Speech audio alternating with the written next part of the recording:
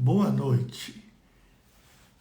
Alfredo Bolo Júnior, mestre em História Social, doutor em Educação e apaixonado por educação histórica e autor de livros escolares.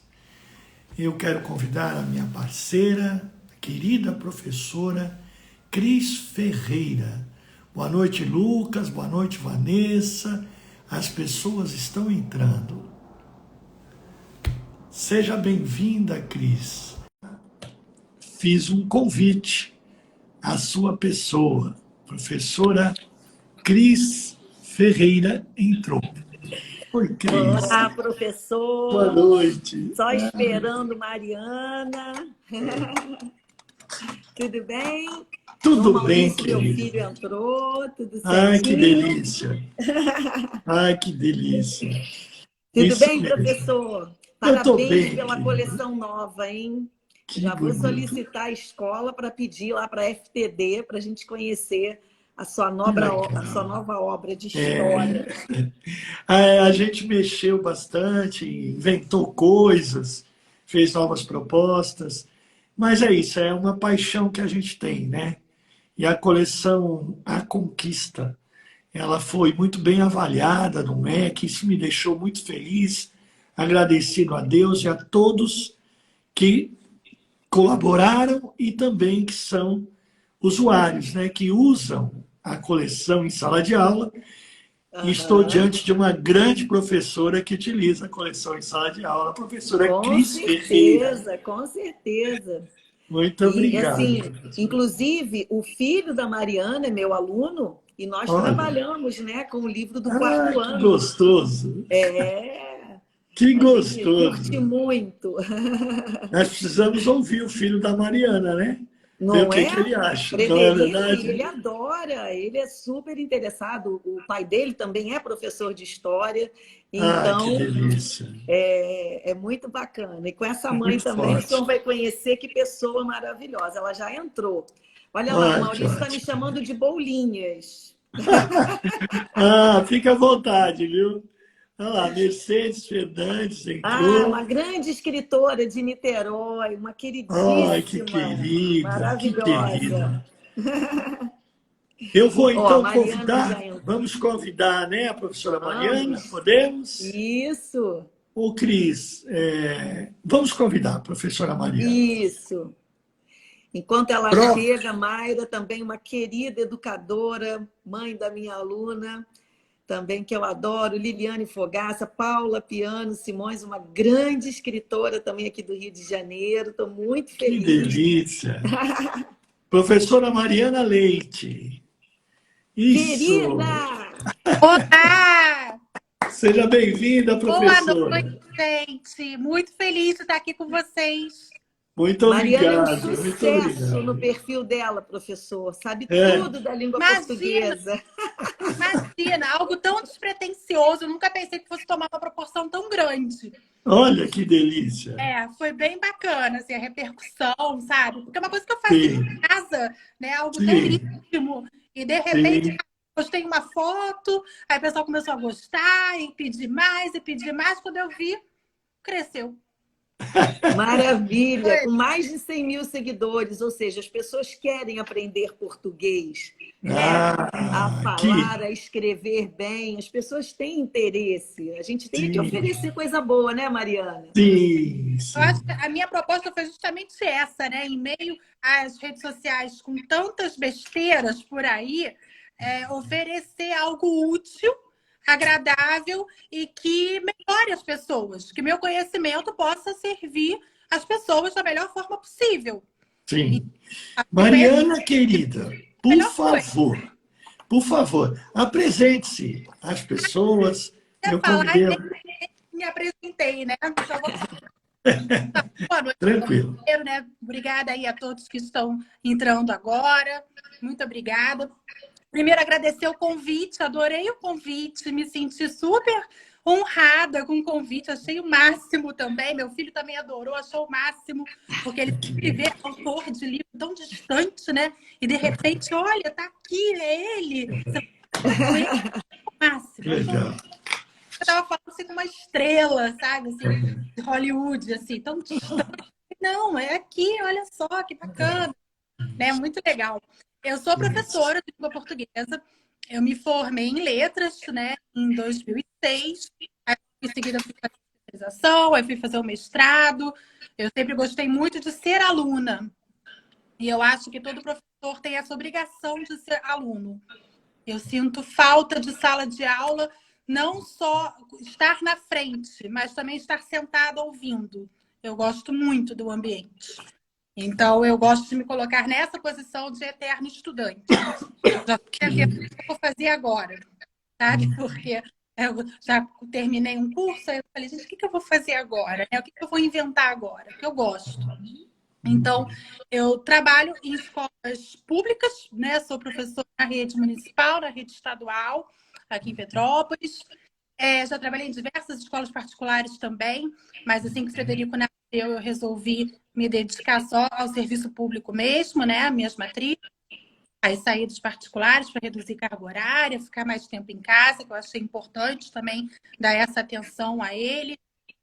Né? Eu já tive em todos os cantos de escola, já tive em sala de aula, na direção, né? Já fui diretora geral, diretora adjunta, né? Já vivenciei muita coisa, fiz curso normal, já trabalhei com criança também, quarto e quinto ano, mas eu gosto mesmo de adolescente, não tem jeito.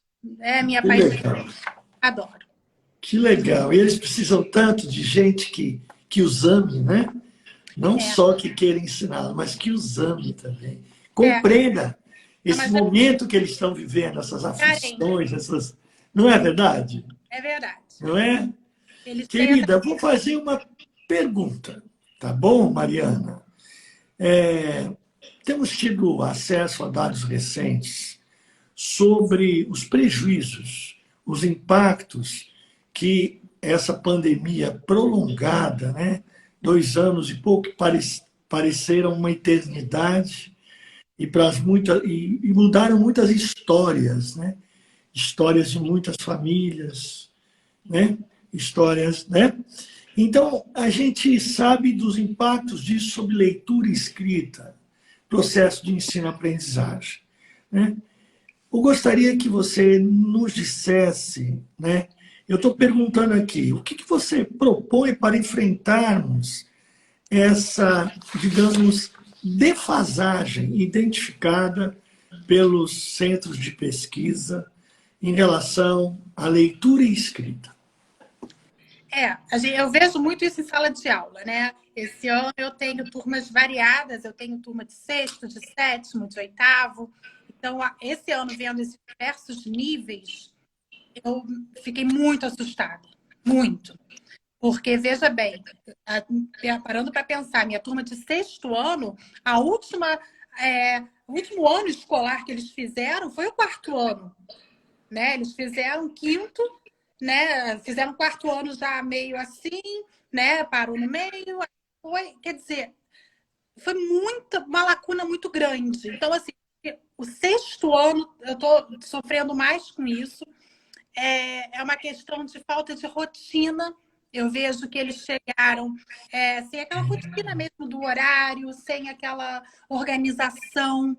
Eu vi que eles saíram da casa dos pais muito paparicados, sabe? Aquela atenção toda ali, né? Ficar em casa, ali, tudo ali.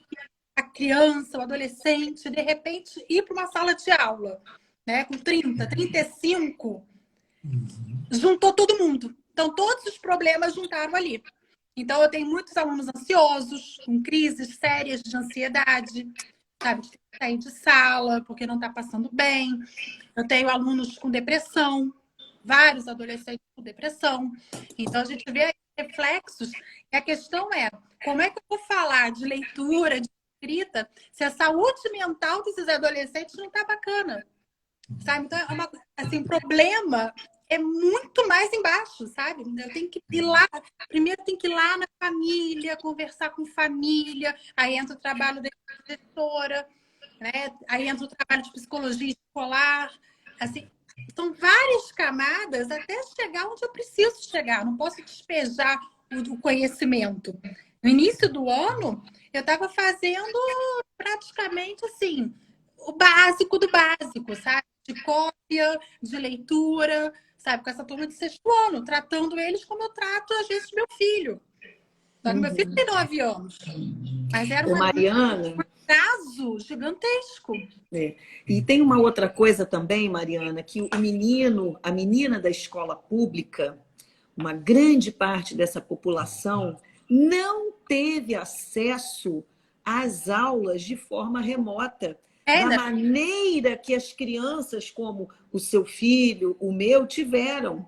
Então, para além de tudo, ainda tem esse fosso que se abre, né, de oportunidade, porque essa criança, esse adolescente da escola pública, muitas vezes também não tiveram acesso a uma aula remota minimamente organizada. Então, assim, a gente tem aí uma série de questões que são muito complicadas, né? Que a gente precisa se debruçar hoje muito mais, né, Mariana, sobre esse processo de ensinagem, sabe? De como que a gente vai ensinar, resgatar, né, os conhecimentos dessas crianças, desses jovens após esse período, né? E eu confesso que eu não sei. Assim, sinceramente, eu estou assim, aprendendo, estou tateando ainda. Eu ainda estou no diagnóstico, porque o que acontece? Numa sala com 30, 35, quem vai para esse caminho? Quem vai para esse? Quem vai para esse? Então, ali eu tenho grupos que uns escrevem muito bem, outros estão lá atrás, os outros não tiveram aula nenhuma remota por conta aí de dificuldades de internet, luz, enfim.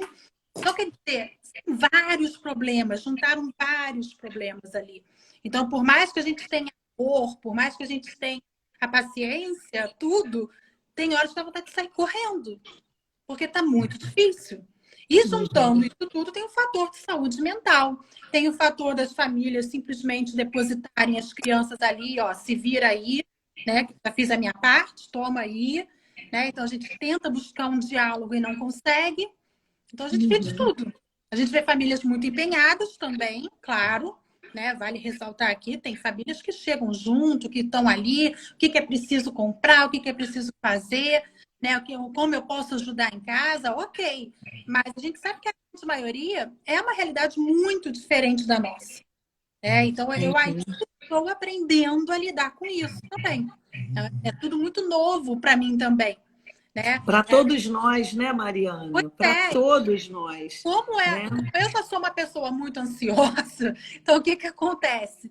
Quando eu vejo assim, que eu comparo, né? Eu faço planejamento, né? Eu faço planejamento semanal. E às vezes quando eu separo e vejo os meus anteriores, né? Assim, 2019, né? Que eu estava em sala de aula, eu falo, caramba, como eu estou atrasada com a matéria, como a matéria não anda. Né? Como eu ainda estou nisso, era para estar naquilo, e vai me dando um desespero. Não, Maria, assim, até para mim, como pessoa, eu estou aprendendo a desacelerar. Falar, não, é isso. Não adianta eu meter o pé no acelerador, porque eles não sabem o básico. Eu tenho que ir lá no básico, eu tenho que construir tijolinho por tijolinho. Né? Eu não posso chegar em cima. É um caminho longo a seguir. Então, para mim, está sendo uma descoberta. Assim, eu não tenho essa fórmula, sabe? Não sei se eu estou fazendo certo, se eu estou fazendo errado, sabe? A gente vai ver, vai construindo e vai vendo, vai chamando.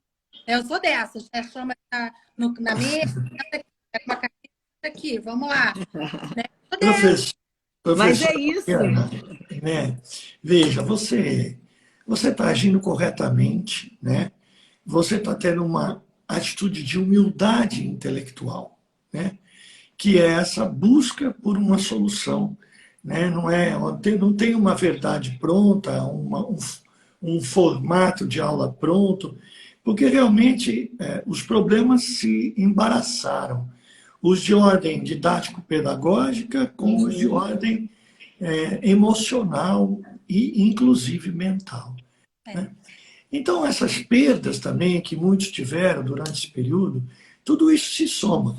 Mas a gente tem esperança, a gente é brasileiro, a gente insiste, né? A gente persiste.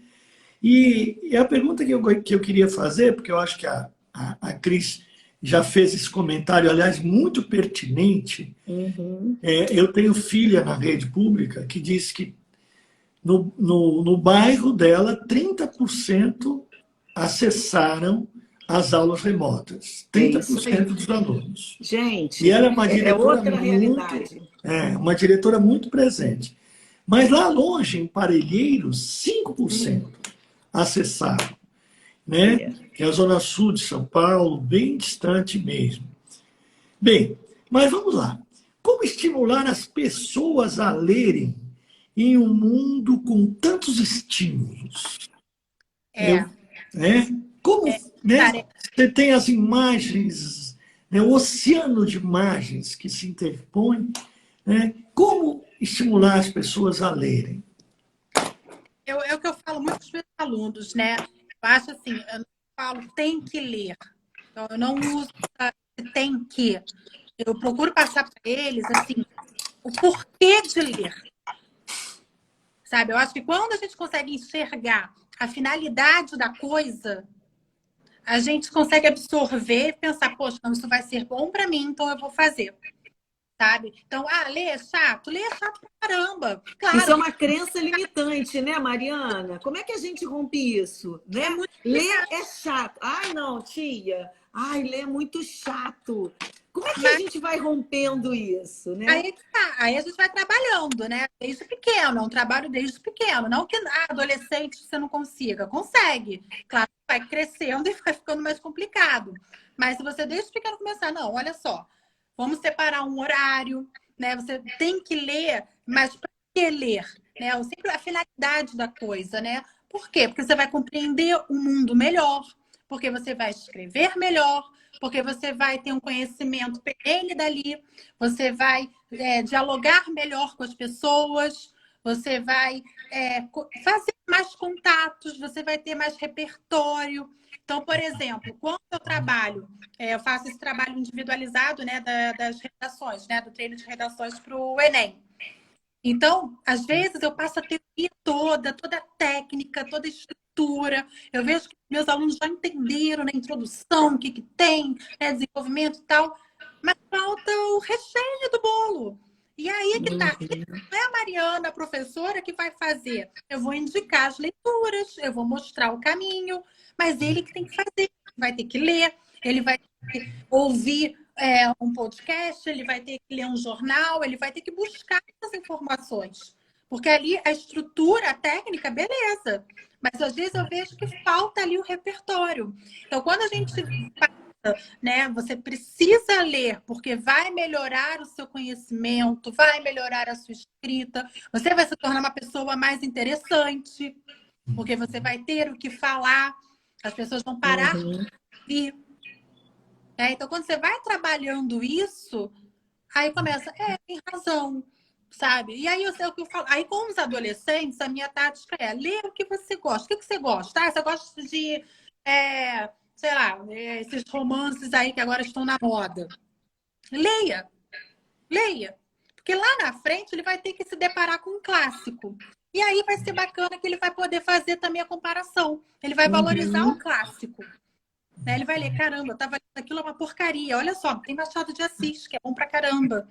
Sabe? Ele vai começar a criar essas comparações. Então, assim, eu acho que no início eu deixo muito solto. Leiam. Leiam o que vocês quiserem. Né? E depois a gente vai, olha, já leu isso daqui?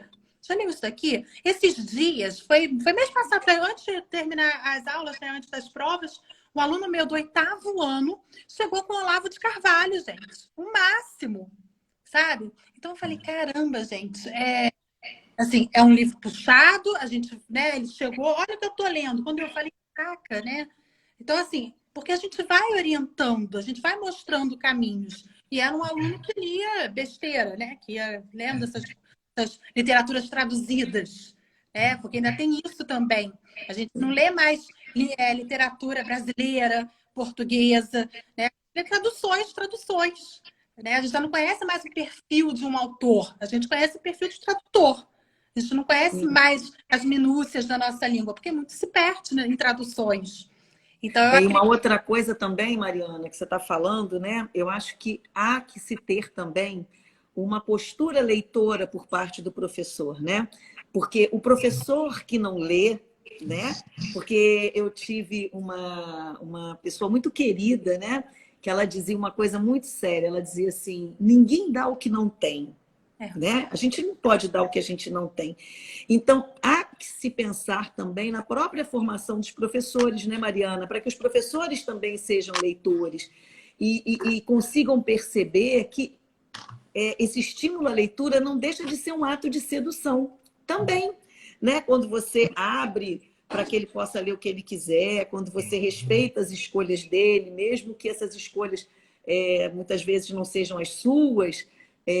Isso é muito importante, essa formação do professor leitor, desse professor que tem esse senso crítico, que isso tudo que você falou, para a gente despertar no aluno, o professor tem que ter, né? Senão, de fato, a coisa fica muito complicada. E eu vejo então, é um aqui todo, em casa, né? também. Né? Eu vejo muito isso aqui, porque Frederico cresceu numa casa de leitora. Então, ele já cresceu assim, olhando capa de livro, folheando, né? E até hoje, né? Eu costumo deixar os livros assim em lugares, né? Vou lendo e vou largando assim, né? E aí, esses dias mesmo eu estava lendo, que eu estou lendo aquele da Suzane Richthofen, né? Que eu gosto de crimes, né? Eu gosto muito de histórias de crime. Então, eu estava lendo e quando eu vi, eu já estava folheando. Eu falei, não, esse você não vai poder folhear, não, porque esse é muito pesado. Até eu tenho que dar um descanso dele, às vezes, porque ele é muito pesado. Mas, quer dizer, você criar todo um ambiente, né, para que ele veja, caramba, é legal ler. Então, ele também já tem o livrinho dele, ele também inventa os marcadores de página, né, porque eu invento também os meus, eu vou marcando com o que tiver, sabe? Ele também vai marcando com, sabe? Então, eu vejo que, assim, muita coisa minha, ele também está herdando, sabe? De pegar um pedaço de papel, não, estou marcando assim, né? De escrever, de comentar. Então, isso que é bacana também, e em sala de aula também, né? Então, quando eu posso, eu falo, olha, eu estou lendo isso, né? Eu comento, eu falo, ó, isso não é para a idade de vocês agora, mas quem sabe depois, é bacana, né? Então, é todo um diálogo, né? Eu acho que... E o exemplo é tudo. É verdade, você falou bonito agora. A próxima pergunta eu vou deixar para a Cris fazer. Cris, por favor. Vou tomar um remédio. Mariana, deixa eu te falar uma coisa, né? Eu sou de um tempo que a gente tomava leitura, né? Eu tomava a leitura dos meus alunos pequenos. Eu sou desse tempo. E eu, ao contrário, né, do que às vezes essa modernidade vem querendo, né? Não, tudo que é do tradicional a gente tem que colocar para fora. Não, eu tenho coisas que eu preservo, né? Então, por exemplo, eu faço concurso de leitura na sala, eu estimulo muito os meus alunos, brinco que eles vão ser repórteres por um dia, então eles têm que apresentar uma notícia, eles têm que ler uma notícia que eles levaram. Fiz isso agora quando a gente trabalhou a unidade que trata dos indígenas, né, lá do nosso livro de história.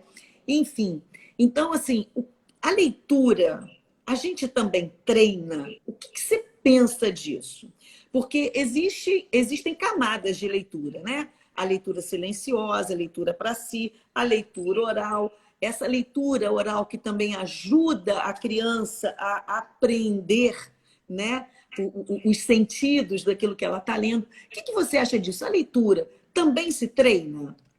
Sim, eu acho muito bacana. Eu lembro que quando eu fiz normal, eu era, né, a gente fez estagiária, né? Eu lembro que eu fazia, eu que tomava a leitura das crianças. Tinha uma mesinha lá fora da sala e eu que chamava para tomar a leitura. E são essas práticas tradicionais que se perdem pelo caminho que a gente vê agora o quanto estão fazendo falta. Acredito sim, no lúdico, acho que tem que ter, eu acho que tem que trazer essa realidade para a criança também, essa aplicabilidade da matéria, ok. Mas tem coisas tradicionais, tem detalhes tradicionais que fazem muita falta.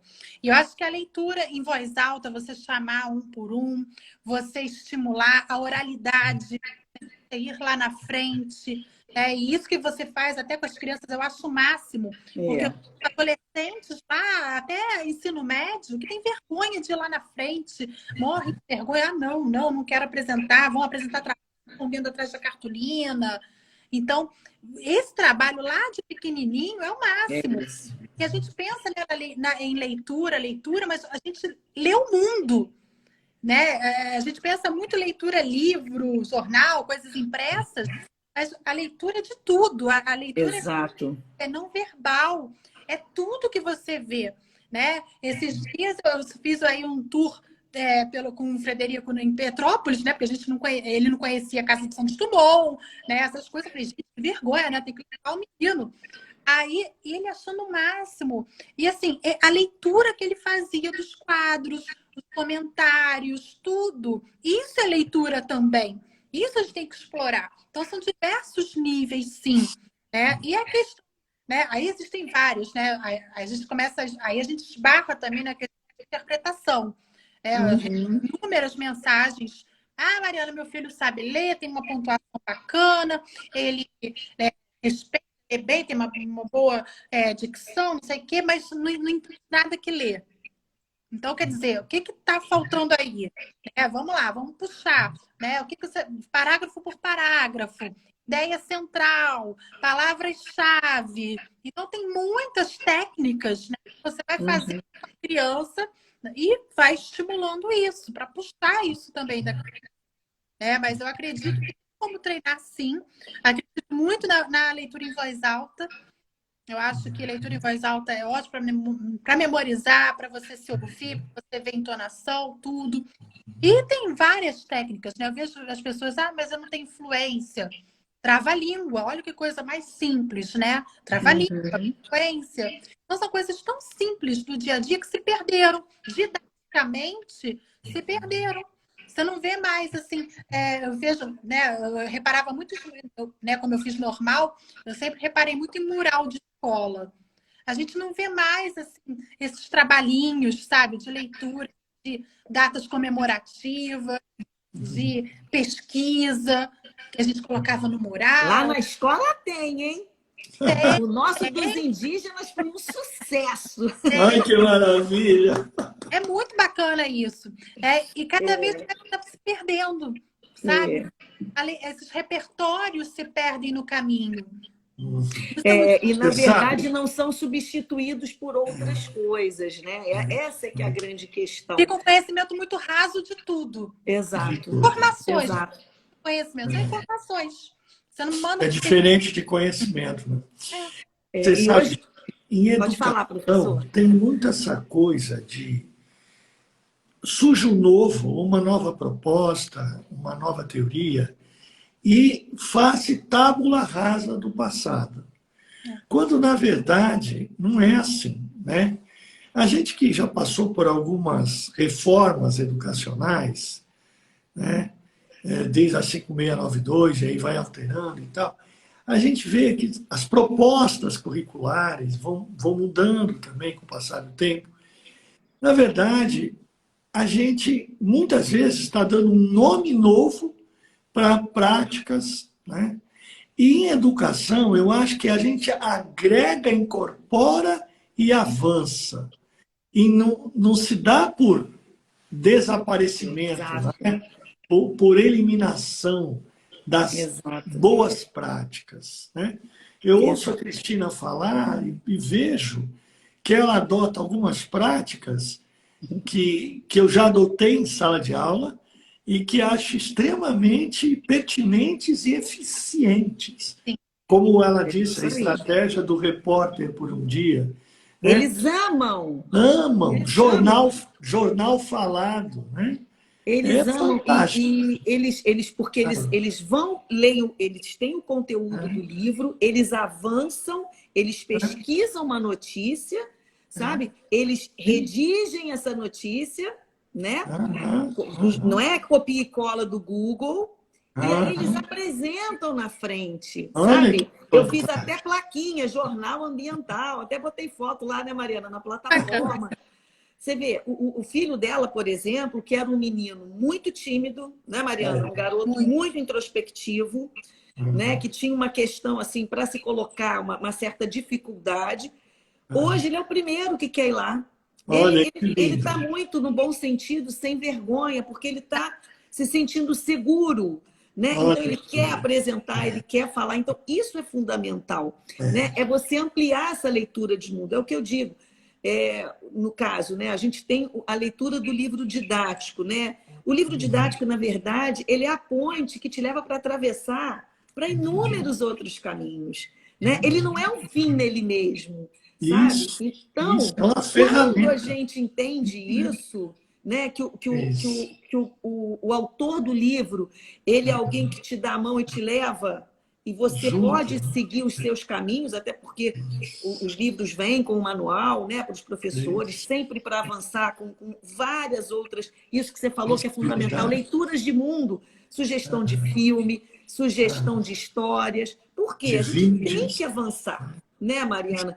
Ler o mundo, né? Por que o menino consegue ler muito bem e não entende o que ele leu? Hoje eu fiz um exercício tão simples, né? Deveria. A gente foi tomar um sorvete, a gente sentou na Praça da Liberdade. Sentamos num banco e ficamos observando. Olha aquele menino lá de bicicleta. O que ele está fazendo? O que será que ele está pensando? Então, assim, são leituras de mundo que a gente vai estimulando, sabe? Até a sensibilidade da criança, né? Porque a leitura também traz essa sensibilidade. E será que o menino está cansado? A gente vai estimulando isso. Então, é uma coisa tão simples, né? Às vezes as pessoas, vou gastar dinheiro, né? Pensam em coisas mirabolantes. É simples, é sentar num banco de uma praça, é observar, é puxar pela criança, sabe? Observar o mundo à sua volta. E, com certeza, uma próxima redação que for pedida, ele vai lembrar, teve aquele dia que eu sentei ali, né? Vou fazer a história do menino da bicicleta, que a gente viu, sabe? Então, a leitura desperta isso.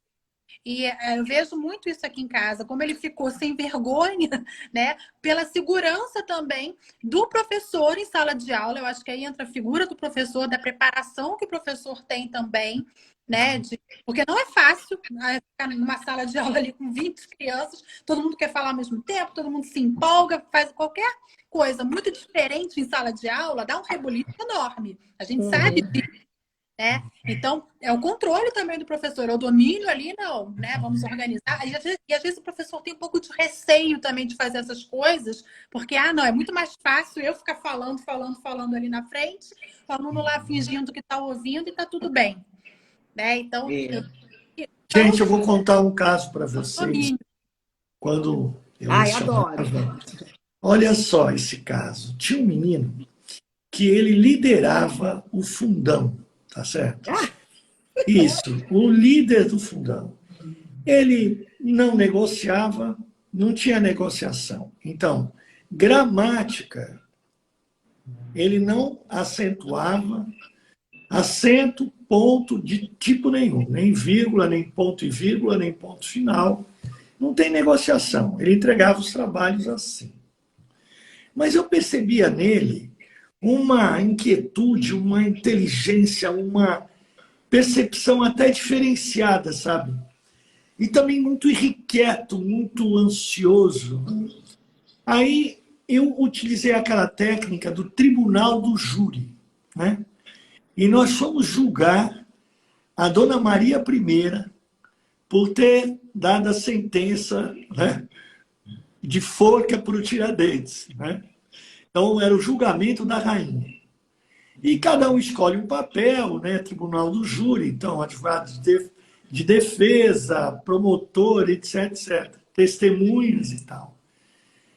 Ele levantou a mão e disse... Ele não gostava de participar de trabalhos também não, né? Ele só organizava, liderava o pessoal mais, né? Bem, ele disse que queria ser juiz. Um risco muito grande, né? Para um líder, digamos. Mas aí eu falei, não, vou aceitar o desafio. Pensei comigo. Falei, não, tudo bem. Agora, você vai levar a sério, né? O juiz que vai pôr ordem, né, na casa e tal. Ele falou, não, pode contar comigo, professor. Eu falei, ótimo. No dia, vocês não acreditam, ele era de uma família, né? Escola particular, no bairro nobre de São Paulo, que eu dei aula na alta periferia, eu tive essa oportunidade, sabe? Em escolas particulares de classe média alta, digamos assim.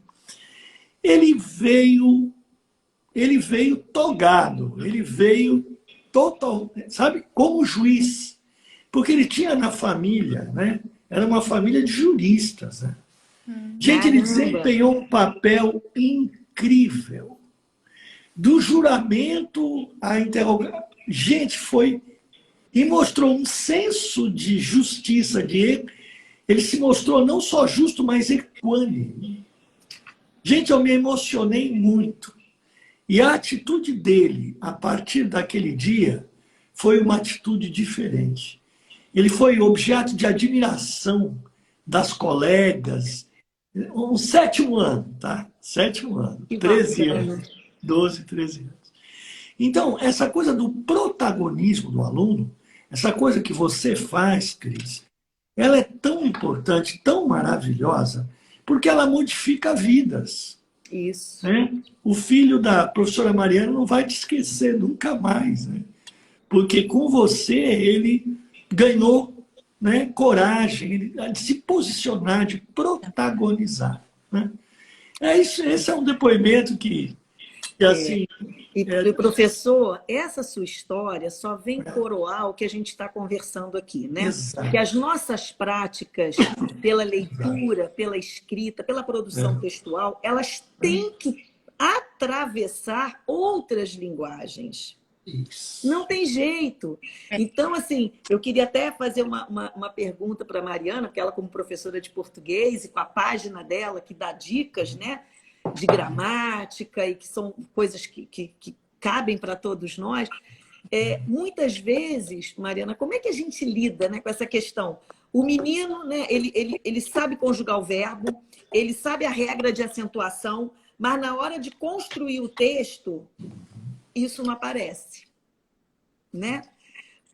Quando o professor fala, olha, ele me entregava textos sem pontuação, sem vírgula, sem acento, mas soube se expressar de uma forma tão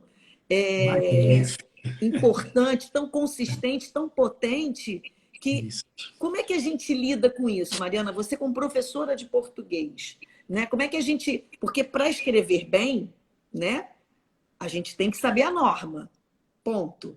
Mas não é só a norma, né? Não é só. O que você pensa disso? Cada vez mais eu vejo isso, né? Esses exemplos que o professor citou aparecem demais.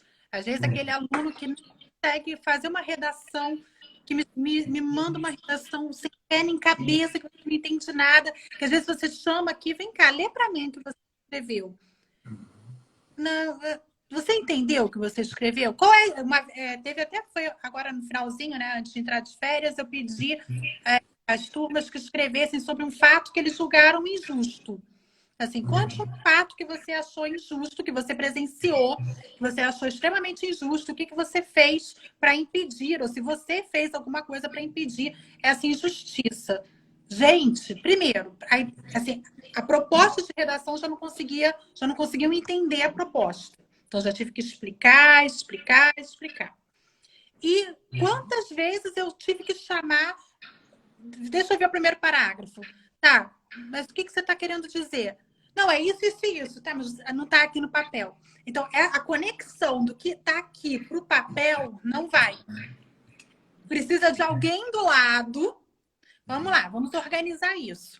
Então, assim, tem várias teorias, né, que eu observo. Eu acho que o processamento é tão rápido hoje, né, de você ver tudo tão rápido no celular, tudo tão, né, 15 segundos de vídeo, né, tudo tão rápido, que ele não consegue organizar, ele não pensa para organizar. Porque é o que eu falo com eles, escrita não é baixar uma coisa e, olha, vou escrever. Não, escrita é planejamento. Você precisa planejar.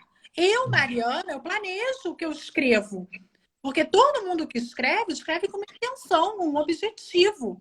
Ninguém escreve por acaso. Uma placa ali de aluga-se, não está ali por acaso. Alguém escreveu porque tem um intuito de alugar aquele apartamento. Então, a primeira coisa, qual é o objetivo da tua escrita? O que você quer dizer na tua escrita? Então, é todo um esqueleto que eu formo com o aluno para que ele texto. Só que esse esqueleto é comigo.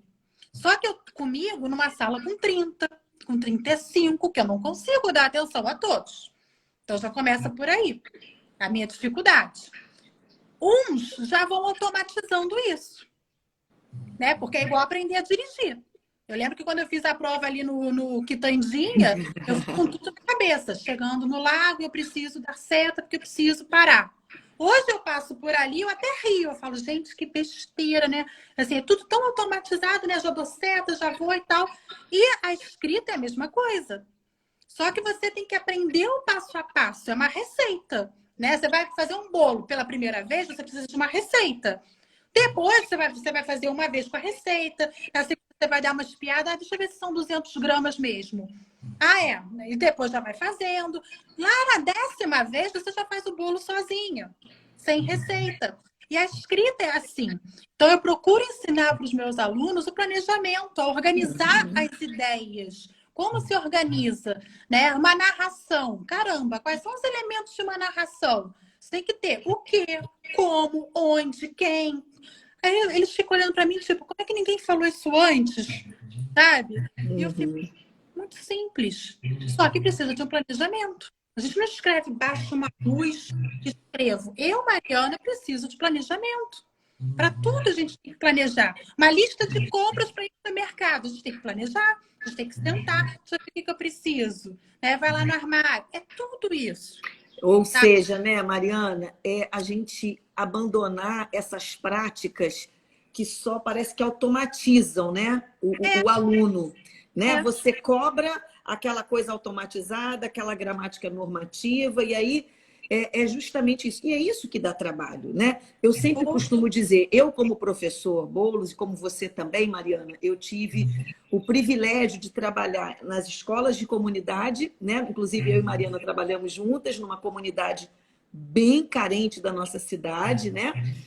E trabalho numa escola de classe média alta, né? De pessoas nesse nível aí do seu aluno, filho do juiz.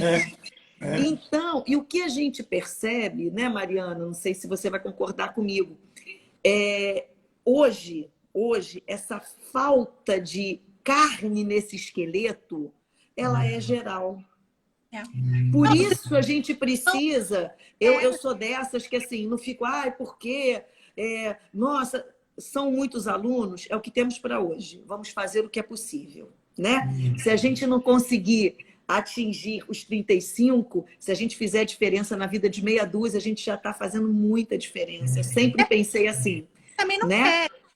quer. Exatamente, porque são muitos fatores, né? E assim, e ajudar a escrever, né? Você estimular essa escrita, também eu acho que é, como você disse, é um treino, mas um treino que pode ter inúmeras formas de serem feitas, né? Você vê lá que com a galerinha do 4º ano, eu expliquei como é que a gente vai fazer um parágrafo explicativo. Professor Boulos, eu vou tirar fotos de alguns textos que eu brinco que eles vão ser escritores. Ai, que lindo. Vem cá, eu pedi um parágrafo explicativo, você está escrevendo um livro. Porque eu dou as palavras-chave, né? Por exemplo, o último que a gente fez, que foi sobre as capitanias hereditárias. Eu dei umas 6 palavras-chave. Falei, agora vocês vão explicar o que são as capitanias, mas vocês têm que entrar, mas não é emendar uma palavra na outra. É você criar todo o contexto. Então, professor, eu tenho criança que começa contando lá da chegada dos portugueses e vai dizer, o Frederico é um. Ele desembesta a escrever. Por quê? Porque ele já faz as conexões. Ele percebeu que a capitania hereditária, ela não é um evento histórico fechado nele mesmo. Né? Ele é o resultado de todo um processo, né, de colonização. Então, assim, creio, né, Mariana, assim como você faz com seus alunos, a gente precisa disso, né? E até a gente, quando os pais nos pedem dicas, ensinem esses meninos a escrever, né? A ler um parágrafo, a retirar as palavras que são essenciais, a partir delas, cria agora o seu parágrafo, né? Legal. É isso, dá trabalho, mas não tem jeito, né? E assim, gente, eu quero aproveitar a presença da Mariana para fazer uma pergunta, porque eu entrevistei uma professora Maria Bajuti Pacha, de Belo Horizonte. Maravilhosa. E teve um momento que ela disse uma coisa que me impactou, e eu queria ouvir a sua opinião a esse respeito. Ela me disse que considera o gênero, quer dizer, dissertação no vestibular, como uma coisa autoritária. Por que sempre uma dissertação? Por que eu não posso avaliar um aluno no vestibular por meio de outro gênero, tá certo? Textual. O que você pensa disso? O aluno fazer uma poesia no vestibular, ou fazer uma crônica, enfim, né? O que você acha disso, Mariana? Né? Porque eu faço justamente, né? Eu treino os alunos para a dissertação, né? Para esse bolo, né? Mas ela também, viu? E ela também. Eu acho assim, agora a professora falando, né? Eu acho assim, um absurdo pedirem um texto dissertativo ainda com proposta de intervenção. Gente, são adolescentes, né? Proposta de intervenção, né? Assim, você vai propor uma solução para esse problema, né? Eu acho assim, um exagero. Eu acho que poderia ser um texto narrativo bem escrito, né? Poderia ser um texto injuntivo, sei lá, sabe, variado. Por que sempre a dissertação? Né? Porque sempre. É porque hoje, aí também eu que acho legal. Então você concorda com ela, né? eu acho que hoje tem essa questão que todo mundo tem voz para dar opinião. Todo mundo hoje tem um celular para ligar uma câmera e dar opinião. E pouca gente tem argumento. Ou então até tem argumento, mas não sabe argumentar. Também tem essa questão. Então, assim, eu vejo que o texto dissertativo, ele poderia ser uma das opções, não a única. Porque a gente, hoje em dia, né, a gente tem essa questão da opinião muito forte, né, de você propor, né, mas eu acredito que poderia, sim, haver outros gêneros. Eu acho que você não pode avaliar só por um ângulo. Eu acho que existem aí tantas coisas, sabe? Uma poesia, algo... Né? Eu ia me dar bem se fosse poesia. Então, que legal. Acaba que quem tem o lado mais técnico se dá bem. Quem domina essa técnica, quem consegue, né, ter essa sensibilidade de pegar a técnica do texto dissertativo, se dá muito bem. Né? Tem o repertório, tem a técnica, mas às vezes não sabe contar um fato. Não sabe contar ali o que aconteceu, que a senhora foi atropelada ali na esquina. Tem dificuldade, se enrola com os tempos verbais. Entendeu? E tem que se pensar também, né, Mariana e professor, até essa questão da correção, né? É também algo que a gente precisa se atentar, né? Porque a correção ela já é subjetiva, né? A redação do Enem ela tem lá uma fórmula, a gente sabe disso, né? O aluno que segue aquele padrão, ele consegue uma boa nota. Né? Como disse não necessariamente ele pode ser até um bom ter uma escrita tão variada, mas enfim. Mas talvez tenha também essa questão até de como pensar uma banca, né, para corrigir muitas vezes textos com outros gêneros. Mas eu também acho que tinha que se ampliar. Vou pedir um favor para a Mariana. Mariana, a alfabetização. Me fale sobre a alfabetização. Era 3 anos, passaram a ser 2. Letramento, multiletramento ou literacia? Fale para a gente sobre isso. Pois é, o que acontece, né? Depois que inventaram essa questão do ciclo de alfabetização, parece que as crianças estão piores do que antes, né? Porque aqui em casa, Frederico já saiu praticamente do Jardim 3, já conhecendo todas as letras, já fazendo os encontros vocálicos básicos. E aí eu fico pensando, gente, por que um aluno de escola pública não pode também? Sabe? Qual é a diferença? Né? Por que o meu filho não saiu do Jardim 3 já fazendo lá ai, ui, e o do Jardim 3 de uma escola pública tem que ficar desenhando na massinha o dia inteiro, né? Por que essa diferença? Aí vai para o primeiro ano. Mas não foi alfabetizado no primeiro ano, tem um ciclo de alfabetização.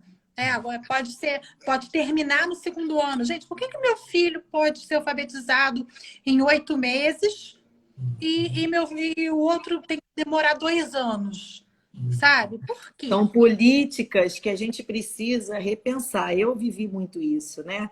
Lá Então, na assim, nossa escola, lá no Carlos Demiá, que eu no final, no meu último ano, eu dei aula para nono ano, quer dizer, para o segundo segmento, né, para eu poder entrar com a aposentadoria, a gente, de fato, professor, a gente vê alunos que não têm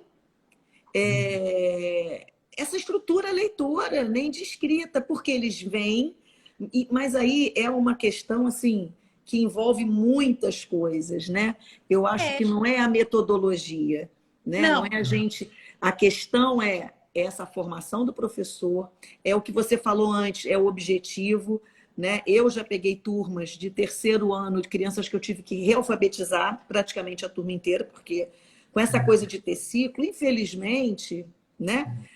Agora, isso que você falou da escola particular, a gente vai voltar, é o abismo que existe entre as duas realidades. Essa é a grande questão, né? A gente tem ilhas de excelência na escola pública, eu sou uma grande defensora da escola pública, eu sei que a gente tem pessoas que são como você, empenhadas, mas essa questão da alfabetização, na minha opinião, também é complexa, sabe? muito Muito complexa. Eu complexo. acho que essa coisa de você, essa coisa do ciclo, mas sem uma sistematização, né? E eu, assim, eu particularmente sou favorável à alfabetização fônica, né? Que para mim, eu estudo muito, né? O professor Fernando Capovilla, que é lá da Unicamp, que é um cara que, assim, que eu tenho muito... me identifico com as coisas que ele fala, acho que a gente tem que ter avançado daquela alfabetização do Babebi Bobu, né? Daquela coisa que a criança não vê sentido, né? Muitas vezes naquilo que ele está aprendendo, porque a gente tem que apresentar para a criança isso. A leitura, como você falou antes, como o professor falou, uma leitura de mundo. Aquilo que ele está aprendendo, aquele código, é que vai ajudá-lo a ler o que está aí, né? Então, não é centrar o ensino novamente na decodificação, né? Eu acho que essa que é a grande questão. Professora, Mariana já alfabetizou, professora? Mariana? Não, eu estagiei, como eu fiz normal, eu estagiei em muitas turmas de alfabetização. Era uma série que eu gostava muito de observar, sabe? Então, eu pedia, sempre que eu podia escolher, eu escolhia ficar com alfabetização. E como Mas é eu que você está vendo? Queria ouvir a Cris também. ajudei aqui em Com essa casa. coisa de literacia e não letramento ou multiletramento. Essa PNA, que é, digamos, o governo, né, deste governo. O que você acha de letramento, multiletramento e por que? Gostaria de ouvir isso. Então, assim como a professora colocou, né, como a Cristina colocou, eu acho o seguinte, a questão fônica, eu fiquei muito assustada, né, quando eu vi que o Federico ia ser alfabetizado pelo método fônico, porque eu não conhecia. Então, acho que quando a gente desconhece algo, assusta. Mas quando eu comecei a me inserir nesse mundo e ver que não existia só o Babebi Bobu, né, o Boiaba, né, quando eu comecei a ampliar o horizonte, eu falei, gente, que bacana, né, porque eu vinha de estágios de observação, né, e eu não via isso. Então, quando eu me aprofundei, eu falei, gente, é muito bom, né? Funciona. Funcionou com meu filho, que tem tanta dificuldade, né? Questões sérias, e funcionou. Falei, gente, eu fiquei fascinada por isso. E Ai, aí que eu legal. comecei a pesquisar mais. E, assim, eu acho que aquilo que a gente falou lá no início, eu acredito muito na mistura do tradicional. Acho que tem, né, das famílias, né, do ba, bé, né, você juntar, ok. Mas você ter ali, né, as frases, de você ter ali o conhecimento, de você puxar no dia a dia, né? Então, por exemplo, quando ele chegou lá no V, né? Ah, a gente vai comprar suco de uva, coloca aí uva para a mamãe lembrar, escreve aí uva na lista, que a gente vai comprar o suco de uva, né? Então, trazer para o mundo é muito importante também, né? Para não ficar só, né, do boi baba, né? Vovó viu a uva. Exatamente. Então, É o descontextualizar o que eles aprendem. Eu Então, fiz uma pesquisa, né? Eu fiz um curso de pós-graduação na Universidade Federal Fluminense de alfabetização das classes populares, né? E era um curso que tinha assim um viés ainda naquele tempo, já tem muitos anos, muito voltado para as práticas, né? Mais construtivistas, né? Os estudos de Emília Ferreiro, que eu valorizo muito, mas não entendo isso como método. E eu, com um grupo de crianças que eu pesquisei, eu fui levá-los à biblioteca. Eles não eram meus alunos, eles eram os alunos de alfabetização que eu estava desenvolvendo um trabalho específico com leitura, mas de literatura, né? E aí, quando a gente chegou na biblioteca, foi muito engraçado, porque eles começaram a pegar os livros e tal. E aí eu virei para o menino, Matheus, nunca vou esquecer isso. Ele estava sentado assim, eu botei sentado numa roda, eles manuseando o objeto livro. Porque estar na biblioteca é um ato de cidadania. Os meus meninos, Mariana, eram lá do Canto do Cemitério, uma comunidade super carente aqui do lado da nossa cidade, né? E aí o que acontece? Eu falei assim, Matheus, isso, olha que bacana, você está lendo. Ele lá, todo compenetrado, ele... Não, tia, eu não estou lendo, não. Eu falei, mas você está aprendendo a ler na escola? Ele, não, lá eu estou aprendendo Babebi Bobu, não está dando para ler isso aqui, não. Ou seja, eu até coloquei isso no meu texto do meu trabalho de final de curso, porque, veja, aquilo não fazia sentido para ele. Então, não é a questão da metodologia. Você vê, a gente trabalha numa escola onde o Frederico estuda, que se alfabetiza pelo método fônico, que é um método baseado na proposta montessoriana, que é um método individualizado, que a criança vai no seu ritmo e a criança desenvolve consciência fonológica.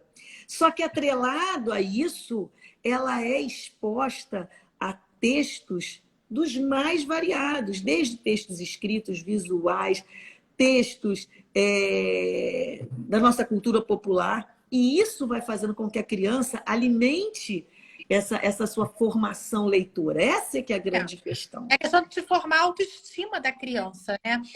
Da criança ver, caramba, eu consigo, eu tô lendo, né? Eu leio, eu consigo ver ônibus que está chegando, eu consigo ver um aviso importante, da criança se sentir importante, porque muitas vezes na escola pública é a criança que está sendo a primeira alfabetizada ali, porque os pais não estão.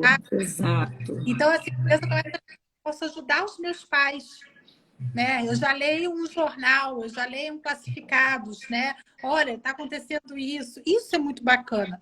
Quando a gente ouve essas histórias, emociona, porque a gente pensa assim, não, é muito longe, né? É aqui perto, né?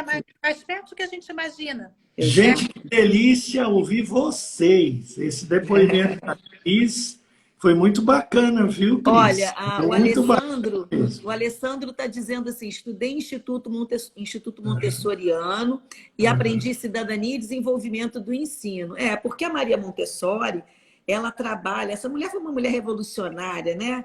Uma mulher que, no século passado, ela já tinha uma visão de educação, né? Da coisa de você se autoeducar, né? Uma educação que também perpassa pela sua experiência. Então, isso é muito bacana, muito bacana. Obrigada, Alessandra. Gente, vamos nos despedindo. Pois é, professora, a hora voa. Voou. Quando a conversa é boa, a hora voa. Não tem jeito, é assim mesmo. É uma delícia mesmo. Muito obrigado, viu, professora Mariana, as suas intervenções, professora Cristina, sempre cheia de vida, são intervenções cheias de vida real. É porque a gente ama o que faz, né, professora? É igual a senhora agora falando da sua coleção. É igual criança, né? Eu digo que... Está tudo na mesma angústia, né? Calma também. A educação, né, é do coração para a boca e não da boca para fora, né? Eu acho que quem não faz isso do coração mesmo, exato, ele não fica na educação, não atravessa, não é verdade? Gente, vamos nos despedindo? Quem começa, por favor? Ai, gente, já a despedida é horrível.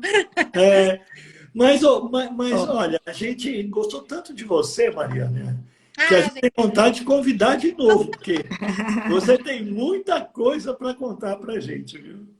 Por favor, professora Mariana. Ainda vou chegar lá. Assim, eu acho a Cristina o máximo, já falei isso com ela, assim, eu acho que o trabalho que ela faz, porque acaba ficando muito sobrecarregado para o professor de língua portuguesa, sabe? Sei. Ah, meu aluno não sabe interpretar o probleminha de matemática, é culpa de português. Meu aluno não Sim, sabe história, é culpa do professor de português. E a sim. Cristina desenvolve um trabalho que ela pega lá, assim, não importa que eu seja professora de história, eu tenho que corrigir acento, eu tenho que corrigir vírgula. Então, Bota esses meninos para escrever, para falar, Para ler, para falar. para porque tem cantar, né, Gente, professor? nas minhas palestras eu costumo dizer que ler e escrever é compromisso de todas as áreas, e exato, não só de língua portuguesa, não é?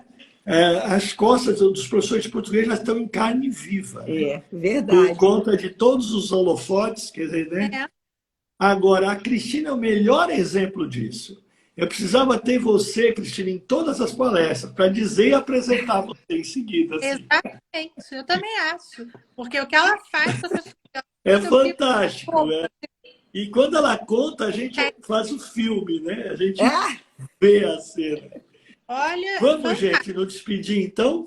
Vamos, Mariana. Obrigada, Começando por professor. você. Por mais para esse mim, Vamos. encontro. porém, muito obrigada. Quando precisarem, estamos aí, né? Agradecer demais, agradecer a Cristina que me fez aí o convite, adorei. Né? Professor, muito obrigada também. Né? Obrigado. Meu filho sabe o livro de cor, ele adora. Ai, que delícia. É uma linguagem clara, é É objetiva, maravilhoso. então, Obrigado. sabe? As imagens são ótimas, a gente consegue dialogar ali, fica viajando mesmo, sabe? Então, assim, Ai, que lindo. Maravilhoso. né? E dizer e parabenizá-los. Eu acho que é isso, assim, que bom ter professores assim, né? Saber que a gente pode se espelhar ainda, que existem bons exemplos, né? Que dão força para a gente seguir em frente. É Que isso. coisa E linda. convidar também, Coisa viu, linda. Mariana, seus seguidores que estão aqui. Temos agora, nesse momento, 19 pessoas, mas muita gente já passou por essa live. Quem vai Já. assistir depois, que siga, né, que possam seguir o canal História com Bolinhos do YouTube, que tem pequenas. São filminhos que podem ser usados na aula, que vão despertar vários trabalhos interessantes. O perfil aqui é o História com Bolinhos, o Por Amor à História, que é para os alunos, viu, Mariana? O professor também tem esse outro perfil, Por Amor à História. Maurício até vai conversar com ele semana que vem. Então, Obrigado. a gente tem que justamente fazer essa rede, né? Nós temos que ser rede, temos que nos entrelaçar. Então, Exato. que nós possamos todos nos seguir e nos Isso. nutrir dessa esperança, porque eu acredito que a Isso. gente vai em frente e a gente não pode desistir, não. É isso.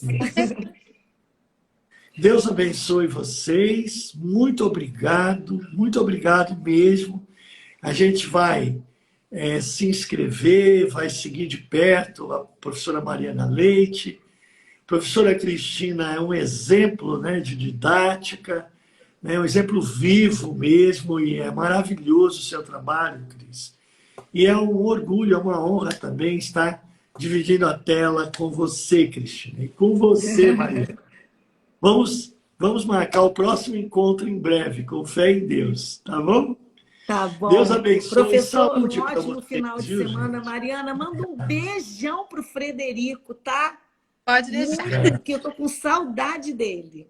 Ah, tá. Logo, Olha, logo a gente vai estar Diga que eu mandei também. Então são Gente, olha dois, isso! tá bom? O autor do livro! vai achar. Ô, Agora, Mariana, depois você mostra essa live para ele, que ele vai ficar todo Ah, que louco. legal. ele vai se achar. Vai chegar no colégio, já estou até vendo. Vai. Mas é Do jeito que ele é, maravilhoso. você sabia que o professor Boulos mandou um recado para mim? Ele é todo assim.